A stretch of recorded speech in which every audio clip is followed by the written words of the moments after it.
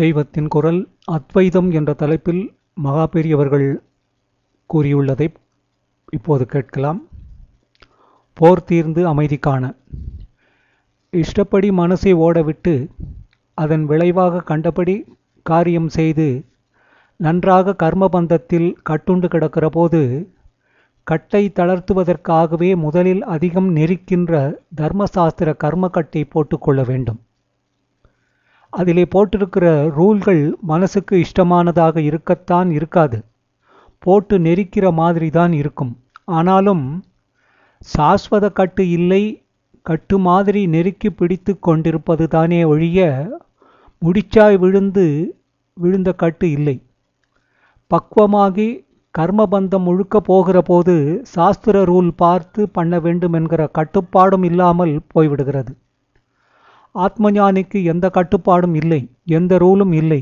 வர்ணம் ஆசிரமம் என்பவற்றை வைத்து உண்டான சகல சாஸ்திர ரூல்களும் போய்விட்டவன் அவன். இவற்றை கடந்து விட்டதால் அவனுக்கு அதிவர்ணாசிரமி என்றே பெயர். ஆனால் சற்று முன்னால் சொன்ன வியாதி, மருந்து, உபமானம் இந்த மூன்று விஷயத்தில் முழுக்க அப்படியே பொருந்தி விடுகிறது என்று சொல்ல முடியாது. கொஞ்சம் வித்தியாசம் இருக்கத்தான் செய்கிறது. கொஞ்ச நாள் அல்லது 2-3 வேளை மருந்து சாப்பிட்டால் ஜீரண கோளாறு, வயிற்றுப்போக்கும் இரத்தக்கடுப்பும் சரியாகி போய்விடுகிறார் போல் அவ்வளவு சீக்கிரத்தில் கர்மா என்ற வியாதி தீர்கிறதில்லை. தேகவாகு என்பதால் சில பேருக்கு எப்போதுமே வயிற்றில் ஆசிட் அதிகம் சுரக்கிறது. அப்போது மருந்தும் நிறுத்தாமல் சாப்பிட்டு கொண்டே இருக்க வேண்டியிருக்கிறது. பிரஷர், டயாபெட்டிஸ், ஆர்ட் என்று பல பேர் நித்தியமும் மருந்து சாப்பிட்டு கொண்டே இருக்கிறார்கள். நிறைய தப்புகளில் மனசு போய் சம்பாதித்து கொண்டே கர்மா வியாதியையும் நீண்ட காலம் ஸ்வதர்ம மருந்து சாப்பிட்டு தான் ஸ்வஸ்தம் செய்து கொள்ள முடிகிறது. உங்களுக்கு உற்சாகம் தருவதற்காக நான் பொய்க்காக சாஸ்திரங்களை பார்த்து அதன் எல்லா ரூல்களைப்படியும் நடக்க வேண்டியது கொஞ்சம் காலத்துக்குத்தான், கொஞ்ச காலம் ஆனவுடனேயே அந்த கட்டுப்பாடு போய்விடும் என்று சொல்லிவிடக்கூடாது. அதனாலேயே இதை சொல்கிறேன். பகுகாலம் சாஸ்திரப்படி சர்வா ஸ்வதர்மாச்சரணை பண்ணத்தான் வேண்டியிருக்கும். ஆனால் இதில் உற்சாகம் ஊட்டுவதாக ஒரு அம்சமும் இருக்கிறது. அதை உங்களுக்கு சொல்ல நான் மறந்துவிடவும் கூடாது. கசப்பு மருந்து இஷ்டப்பட்டு சாப்பிடக்கூடிய ஒன்றாக ஒருபோதும் ஆவதில்லை. சாப்பிட்டுத்தான் ஆக வேண்டும் என்பதால் சகித்து கொண்டு சாப்பிட வேண்டியதாகவே, சாப்பிட்டு தொலைக்க வேண்டியதாகவே அது எப்போதும் இருக்கும். பழகி போனாலும் கூட முதலில் இருந்த வெறுப்பு, ஓக்காளிப்பு வேண்டுமானால் இல்லாமல் போகுமே தவிர கசப்பு மருந்தை பிடித்து சாப்பிடுவது என்பது ஒரு நாளும் இல்லை. சாஸ்திர ரூல்கள் இப்படி இல்லை. கொஞ்ச காலம் அவற்றை பின்பற்றி செய்தோமே ஆனால் அப்புறம் அவற்றிலேயே ஒரு பிடிப்பு, ஒரு பிடித்தம் ஏற்பட்டுவிடும். விதியே என்று விதிகளை அனுஷ்டிக்காமல் சரியான ஒன்றை செய்கிறோம் என்ற சந்துஷ்டி நமக்கே ஏற்படும். பிரியத்தோடு அப்படி பண்ண ஆரம்பிப்போம்.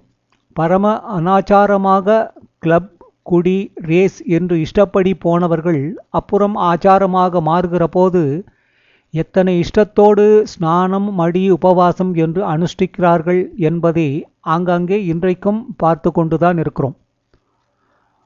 ரொம்பவும் அனாச்சாரமாக இருந்தவர்கள் தான் அதை விட்ட பிற்பாடு மற்றவர்களை விடவும் ரொம்ப நியாயமாக நடக்க ஆரம்பிக்கிறார்கள்.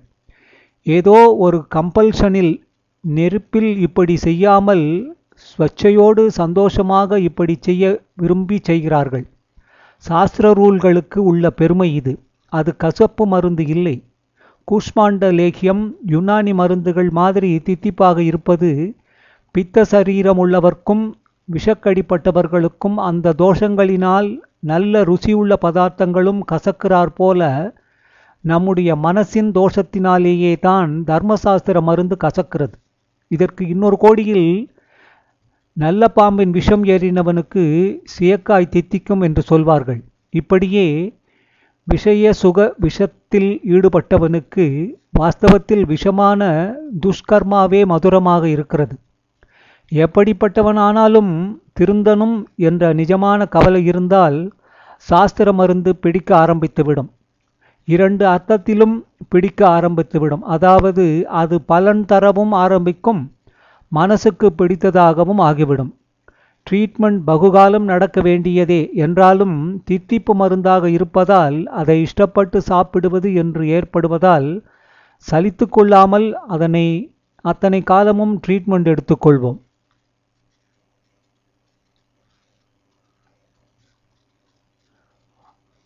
தொடர்ந்து அத்வைதம், தார்மீக கர்மா நேரான மோட்ச உபாயம் அல்ல. ஆனாலும் இன்னொன்று இங்கே சொல்லிவிடணும். ஸ்வதர்ம கர்மா மட்டும் ஆத்மாவை மனசின் கட்டிலிருந்து விடுவித்து விடாது. அதாவது நிஷ்காமிய கர்ம யோகம் என்பதே நேராக மோட்சத்தை அளித்து விடாது. மனசே அற்றுப்போன நிலை அல்லவா மோட்சம். அப்போது எண்ணம் என்பது இல்லை. எண்ணமே இல்லாத போது காரியம் நிச்சயமாக இல்லை. எனவே காரியரூபமான ஒரு யோகம் அதை அடைவிப்பதற்கில்லை. மனதின் நிறைவுக்கு தர்ம கர்மா போதாது. மனுஷனுக்கு முதல் கட்டு காரியம், அடுத்த கட்டு எண்ணம். காரியக்கட்டை தளர்த்தவேதான் கர்மயோகம் பெரும்பாலும் பிரயோஜனப்படுகிறது. பயனில் பற்றில்லாமல் செய்வது என்ற மனோபாவத்தினுடனேயே இந்த யோகம் அனுஷ்டிக்கப்படுவதால், இந்த யோகத்துக்கு ஆதாரமே அந்த மனோபாவமாக இருப்பதால் அந்த அளவுக்கு மனசை, அதாவது எண்ணத்தை பரிசுத்தி செய்கிறது.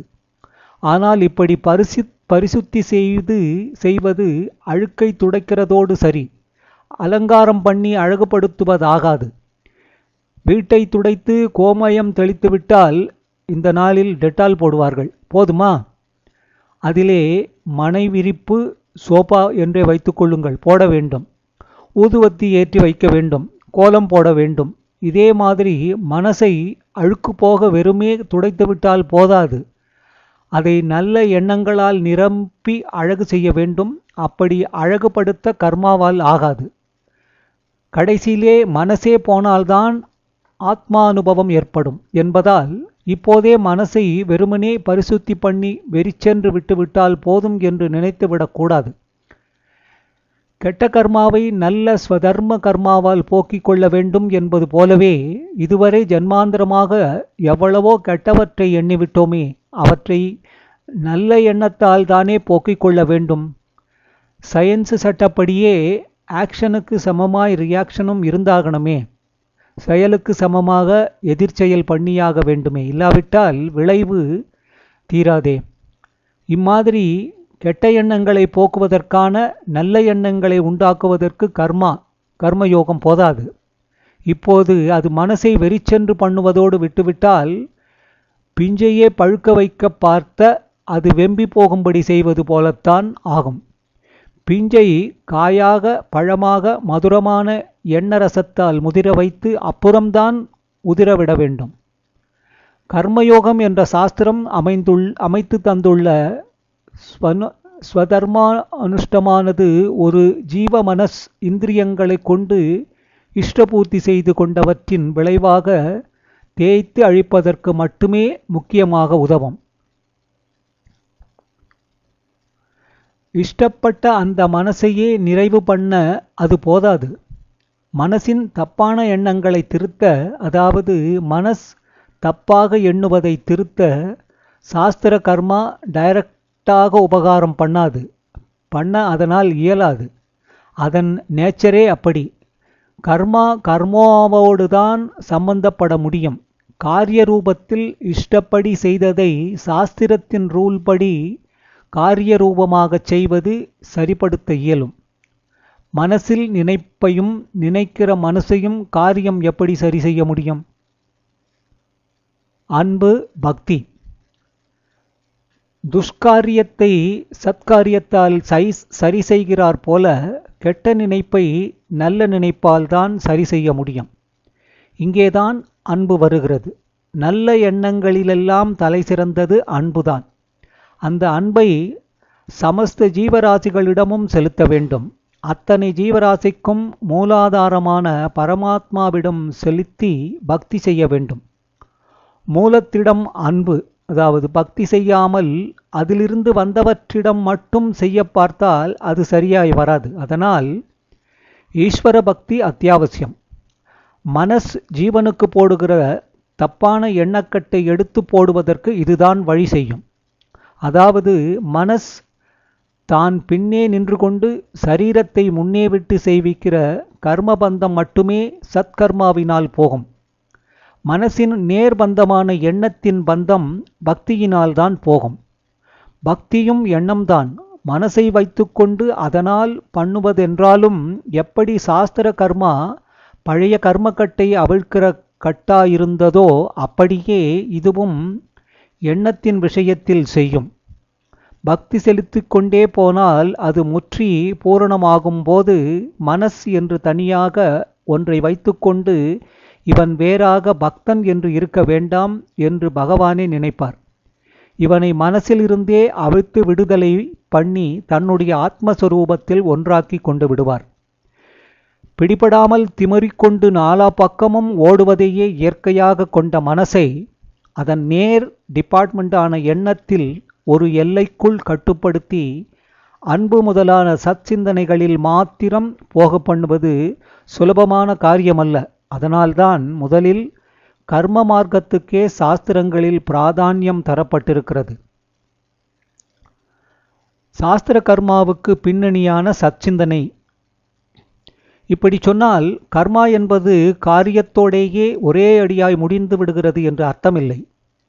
மனசின் மீதும் அதன் பாதிப்பு, கெட்டதான பாதிப்பு, நல்லதான பாதிப்பு இரண்டும் இருக்கத்தான் செய்கின்றன. ஏனென்றால் மனசினதாகிய எண்ணங்கள் கலக்காமல் ஜடமான மெஷின் மாதிரி நாம் காரியம் பண்ணுவதில்லை. காரியம்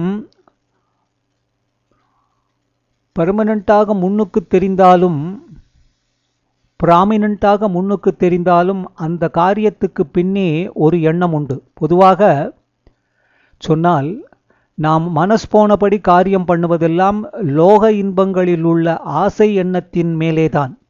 இப்படி பண்ணி பண்ணி அழுக்கேறி போன நம்மை சுத்தி செய்து கொண்டு ஞான விசாராதிகள் செய்வதற்குரிய பாத்திரமாக ஆக்கிக்கொள்ள வேண்டும் என்ற எண்ணமும் சமூகத்துக்கான பலதரப்பட்ட காரியங்களில் குழப்பம் ஏற்படாமல் அவை ஒழுங்காக பிரிவினை செய்யப்பட்டு கிரமப்படி ஆற்ற வேண்டும்.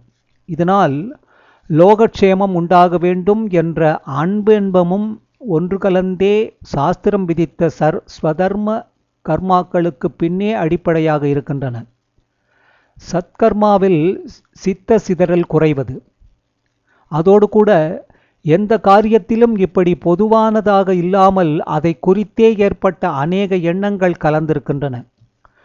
பூஜை என்ற காரியம் செய்கிறதென்றால் இப்போது துளசி அர்ச்சனை பண்ணணும், இப்போது பில்வ அர்ச்சனை பண்ணணும், தீபத்தை தூண்டிவிட வேண்டும், பூஜா பாத்திரங்களில் இடறிக்கொள்ளாமல் பிரதட்சணம் பண்ணும் என்றிப்படி அநேக எண்ணங்கள் தோன்றி அதன்படியே காரியம் செய்கிறான்.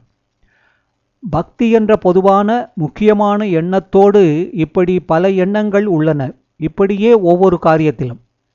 இதிலே கவனிக்க வேண்டிய விஷயம் என்னவென்றால், கர்மா இப்படி சில எண்ணங்களோடு சேர்ந்ததாக இருப்பதால் இதற்கு சம்பந்தமில்லாத வேறு எண்ணங்களில் அப்போது மனசால் போக முடிவதில்லை. தனியாக மனசை விட்டால் அது சம்பந்தமில்லாமல் எல்லா பக்கமும் சிதறி ஓடிக்கொண்டிருப்பது போலில்லாமல் காரியம் செய்கிற போது அந்த காரியம் சம்பந்தப்பட்ட சில எண்ணங்களில் மட்டும்தான் மனசு செல்கிறது. இந்த அளவுக்கு காரியத்திலேயே மனசுக்கும் ஒரு கட்டுப்பாடு வருகிறது. பூர்ண கட்டுப்பாடு இல்லாவிட்டாலும் ஏதோ ஒரு வழியில் மட்டுமே மனஸ் போவது என்ற அளவுக்கு கட்டுப்பாடு ஏற்படுகிறது. வேலை எதுவும் செய்யாமல் வெறுமனே உட்கார்ந்து கொண்டோ படுத்துக்கொண்டோ இருக்கும்போது எதையாவது ஒன்றையே நினைப்பது அல்லது அதை குறித்த சிலவற்றை மட்டும் நினைப்பது என்றால் முடிவதில்லை. தொடர்பில்லாத சமாச்சாரங்களிலெல்லாம் மனசு பித்து கொண்டு கிளம்புகிறது. ஆனால் ஒரு வேலையில் ஈடுபட்டு விட்டால் அது சம்பந்தப்பட்ட எண்ணங்களுடன் மட்டும் மனசு நின்று விடுகிறது. ஈஸ்வர தியானம் செய்யலாம் என்று காரியமில்லாமல் உட்கார்கிற போது போகப்படாத எண்ணத்திலெல்லாம் மனசு பாய்கிறது. இப்படி பல பேர் வந்து சொல்லிக்கொண்டு அழுகிறார்கள். இதுவே ஈஸ்வரனை பூஜை பண்ணுகிறேன் என்று ஆரம்பித்து அதற்கான காரியங்களை செய்து கொண்டு போகும்போது அப்போம் பல எண்ணங்கள் உண்டானாலும் சம்பந்தமே இல்லாத எண்ணங்கள் கூட கொஞ்சம் வந்தாலும் வகை தொகையே இல்லாத சித்தவிருத்தி சிதறுவது என்று இல்லாமல் ஓரளவில் கட்டுப்பாடு ஏற்படுகிறது. பூஜைதான் என்றில்லை. ஒருத்தன் சீட்டாடுகிறான் என்றால் அப்போது அதை குறித்த எண்ணங்களில்தான் அவனுடைய மனஸ் கான்சென்ட்ரேட் ஆகிறது. ரொம்பவும் சபல சித்தியுள்ள ஒரு குழந்தை கிட்டிப்புள் விளையாடும் போது அதனுடைய சித்தம் அதிலேயேதான் இருக்கிறது. பட்சணம் தருகிறேன் வா என்று தாயார்காரி கூப்பிட்டால் கூட வேண்டாம் போ என்று சொல்லிவிட்டு நாக்கை துளுத்தி கொண்டு விளையாட்டிலேயே மும்மரமாக போகிறது. சாஸ்திர கர்மா என்று மகான்கள் வகுத்து கொடுத்திருப்பவை இரண்டு விதத்தில் நல்லது பண்ணுகின்றன.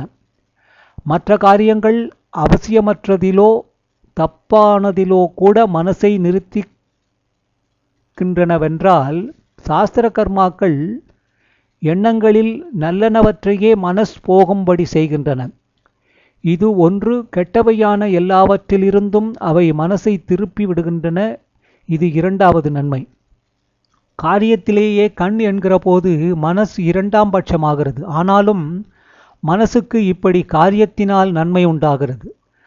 நம்மளவிலே நமக்கு என்ன தெரிகிறதென்றால், ஒரு சத்காரியத்திலே நாம் ஈடுபட்டிருக்கிற போது அது எந்த அளவுக்கு நம்மை சச்சிந்தனையில் செலுத்தினாலும் சரி அல்லது செலுத்தாமலே போனாலும் சரி, நிச்சயமாக நம்மை கெட்ட நினைப்பு நினைக்க ஒட்டாமல், அதைவிட சர்வ நிச்சயமாக கெட்ட காரியம் செய்ய ஒட்டாமலும் தடுத்து பெரிய உபகாரம் பண்ணுகின்றன. காரியமும் தியானமும். கோயில் பிரகாரத்தை தேய்த்து அலம்பி விடுகிற காரியத்தை செய்வதாக வைத்துக்கொள்வோம். சாட்சாத் சர்வேஸ்வரன் சர்வ வியாபி அவனுடைய சர்வ வியாபகத்தை புரிந்து கொள்ள முடியாத அசடுகளான நமக்காக ஒரு அர்ச்சையில், அதாவது விக்கிரகத்தில் குடிகொண்டிருக்கிற இடம் இது. இதில் அழுக்கு சேராமல் காப்பாற்றினால் நம் ஹிருதயத்திலும் அழுக்கு சேராது. இதில் ஊர்வாசிகள் எல்லோரும் சேர்ந்து செய்தால் சமூகத்தில் துவேஷம் பேதம் முதலான அழுக்குகள் சேராது என்ற எண்ணத்தோடு நல்ல பக்தியோடு நன்றியோடு தேய்த்து அலம்பினால் விசேஷம். ஆனால் தேய்த்து அலம்புகிற காரியம் இருப்பதாலேயே இப்படிப்பட்ட சத் சிந்தையில் அப்படியே அமிழ்ந்து போக முடியாது. சிந்தனையின் பூர்ணமான ஐக்காரிகத்துக்கு, அதாவது ஒருமுனைப்பாட்டுக்கு காரியம் தடைதான். இதை ஒத்துக்கொண்டுதான் ஆக வேண்டும். ஓரளவுக்கு, ஒரு பெரும் அளவுக்கு வேண்டுமானாலும் சிந்தனையை வகை தொகைப்படுத்தத்தான் காரியம் சகாயம் செய்யுமே தவிர பூரணமாக ஒரு எண்ணத்திலேயே ஒருமுகப்பட அது விடாது. சிந்தனையோடு காரியம் என்று ஒன்று சேர்கிற போதுதான் இருமுகப்பட ஆரம்பித்து விட்டதே. சரி, அப்படியானால் மேலே சொன்ன மாதிரி நன்றி பக்தியோடு சச்சிந்தனையை ஐகாரிகப்படுத்துவதாக காரியம்தான் செய்தாக வேண்டுமா என்ன? இதுகளை ஒரு முகமாக்கிக் கொள்ள வசதியாக வேலையில்லாமல் தியானம் செய்ய உட்கார்கிறேனே என்றால் உட்கார்ந்து பார். விளக்குமாற்றை போட்டுவிட்டு உட்கார்ந்தாயா? உட்கார்ந்தேன். சரி, கொஞ்ச நாழி அப்படியே தியானம் பண்ணு. அற்புதமாக நாடகமாக இரு பாத்திரங்களையே தாமே தாங்கி நடிக்கும் ஸ்ரீசாரணர்கள் சிறிது போது மௌனமாக இருக்கிறார்கள். இல்லை சுவாமிகளே, இல்லை, நீங்கள் கலைக்கவும் இல்லை, ஒன்றும் இல்லை, அதுவே கலைந்து போய்விட்டது என்று சொல்வது கூட பிசகு.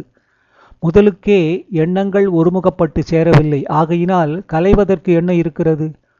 உட்கார்ந்தவுடனே ஏதோ ஒரு க்ஷணம் 2 க்ஷணம் சச்சிந்தனையில் மனசு சாந்தமாயிருக்கிறது.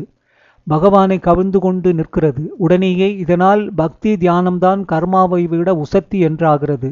இதன் சுப்பீரியல் கர்மா இன்ஃபீரியர் கர்மா என்ற எண்ணம் வந்தது. அப்புறம் ஓரிக்காமல் சொல்கிறேன், எண்ணம் மேலே மேலே சிதறிப்போய் அத்வைதம் சொல்ல வேண்டிய பெரியவா ஏன் எப்போது பார்த்தாலும் கர்மான்னு கட்டின்று அழறான்னு சொல்றார் என்ற வரைக்கும் ஓட ஆரம்பித்து விட்டது. ஆதி ஆச்சாரியால் கிருஷ்ண பரமாத்மா முதலானவர்களும் இப்படித்தான் சொன்னார் என்று எடுத்துக்காட்டுகிறாரே என்ற நினைப்பு போயிற்று.